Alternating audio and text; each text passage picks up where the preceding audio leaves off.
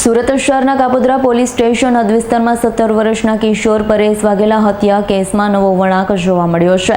આજે સુરત પોલીસે મુખ્ય આરોપી પ્રભુ શેટ્ટીને કડક બંદોબસ્ત વચ્ચે ઘટના સ્થળે લઈ જઈ ઘટનાનું રિકન્સ્ટ્રક્શન કર્યું હતું। સુરત શહેરના કાપોદ્રા પોલીસ સ્ટેશન હદ વિસ્તારમાં 17 વર્ષના કિશોર પરેશ વાઘેલા હત્યા કેસમાં નવો વળાંક જોવા મળ્યો। આજે સુરત પોલીસે મુખ્ય આરોપી પ્રભુ શેટ્ટીને કડક બંદોબસ્ત વચ્ચે ઘટના સ્થળે લઈ જઈ ઘટનાનું રિકન્સ્ટ્રક્શન કર્યું હતું। આ રિકન્સ્ટ્રક્શન દરમિયાન આરોપીએ શહેરમાં હાજર લોકો સમક્ષ હાથ જોડી માફી પણ માંગી। ઘટના સ્થળે મોટી સંખ્યામાં લોકોની ભીડ ભેગી થઈ હતી। લોકોએ ગુસ્સો વ્યક્ત કરતા કાયદો અને વ્યવસ્થાનો ભંગ ન થાય તે માટે પોલીસ દ્વારા કડક બંદોબસ્ત ગોઠવવામાં આવ્યો હતો। પરેશ વાઘેલાની હત્યા પછી દેવી પૂજક સમાજમાં ભારે રોષની લાગણી જોવા મળી છે।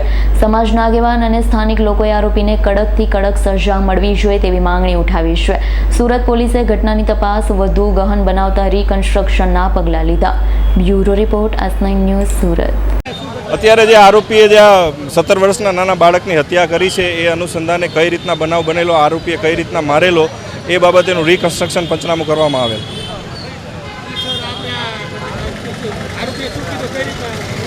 એ આરોપીએ જે અન્ય આરોપી પાસેથી ચપ્પુ લીધું હતું ત્યારબાદ એ આ ગલીમાં એ બાળક સાથે એને ઝઘડો થયેલો એ અનુસંધાને એને નિર્મમ હત્યા કરવામાં આવેલી। એ જગ્યા દેખાડવામાં આવી અને જે રિક્ષાવાળા સાથે પણ બબાલ કરવામાં આવી એની જગ્યા દેખાડવા માટેનું રિકન્સ્ટ્રક્શન પંચનામું કરવામાં આવેલું। અમારી તમામ માહિતીથી અપડેટ રહેવા માટે જોડાયેલા રહો S9 ન્યૂઝ સાથે।